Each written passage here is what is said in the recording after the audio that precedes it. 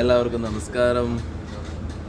നിങ്ങളിൽ കുറേ ആളുകൾ ചോദിക്കുന്നുണ്ട്, എവിടാ ഗുരുജി, ശിവരാത്രി കഴിഞ്ഞിട്ട് കാണുന്നില്ലല്ലോ എന്നൊക്കെ, എന്തെങ്കിലും കുഴപ്പമുണ്ടോ ദീക്ഷ പ്രക്രിയകളൊക്കെ കഴിഞ്ഞിട്ടെന്ന് ചോദിക്കുന്നവരുണ്ട്. നോക്കൂ, കുറച്ച് തിരക്കിലായിപ്പോയി. തന്ത്രധാര അക്കാഡമിയുടെ ക്രമീകരണങ്ങളും കാര്യങ്ങളുമായിട്ട് ബന്ധപ്പെട്ട് തിരക്കുണ്ടായിരുന്നു.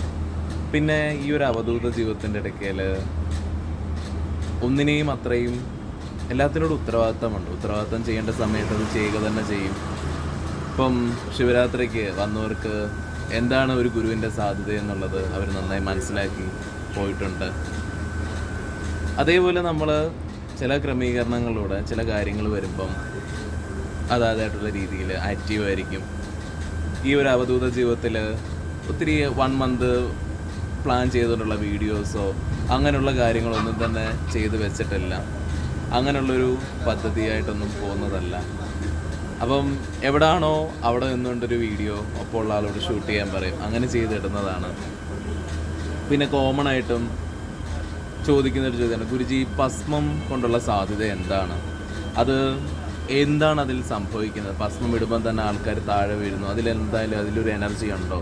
തീർച്ചയായിട്ടും പഞ്ചേന്ദ്രിയങ്ങളിലേക്കൊരു ഊർജം കടന്നു വരാനായിട്ട് ഏറ്റവും ശക്തമായി നിൽക്കുന്ന ഒന്നാണ് ഭസ്മം. ഭസ്മത്തിൻ്റെ സാധ്യത നമ്മുടെ ശരീരത്തിൽ നമുക്ക് നമ്മുടെ ത്വക്ക് അത് പല രീതിയിലും നമ്മുടെ നാഡീവ്യവസ്ഥയിലേക്ക് ഊർജത്തെ സ്വീകരിക്കും. അതിന് വേണ്ടിയിട്ടുള്ളൊരു സാധ്യതയാണ് ഭസ്മം. പിന്നെ അവർ അവൈക്കിങ്ങിലേക്ക് പോകുന്നുണ്ടോ? അവൈക്കിങ് തേർഡ് ഐ ഓപ്പൺ ആവുന്നുണ്ടോ? തേർഡ് ഐ ഓപ്പൺ ആവുന്നത് നമ്മുടെ കാമവികാരത്തെ ഇല്ലാതാവുക എന്നാണ് യോഗയുടെ അടിസ്ഥാനത്തിൽ പറയുന്നത്. കാമമോക്ഷമെന്ന് പറയുമ്പോൾ ഒരു വ്യക്തിയുടെ എല്ലാ ഡിസയറും പോകുമ്പോൾ ഒരു വ്യക്തിക്ക് എന്താണ് മോക്ഷപ്രാപ്തിയിലേക്കുള്ള ആ വേയാണ്, അല്ല ഒരു മെറ്റീരിയൽ കോൺഷ്യസ്നെസ്സിലേക്കല്ല വരുന്നത്. അതിനവർക്ക് സാഹചര്യങ്ങൾ ഒരുങ്ങണം. അതിന് വേണ്ടിയിട്ടുള്ള തീവ്ര സാധനയുണ്ട്. അതിനുവേണ്ടിയുള്ള ദീക്ഷാ പ്രക്രിയകൾ വേറെ വലുതാണ്, ബ്രഹ്മവിദ്യ എന്ന് പറയും.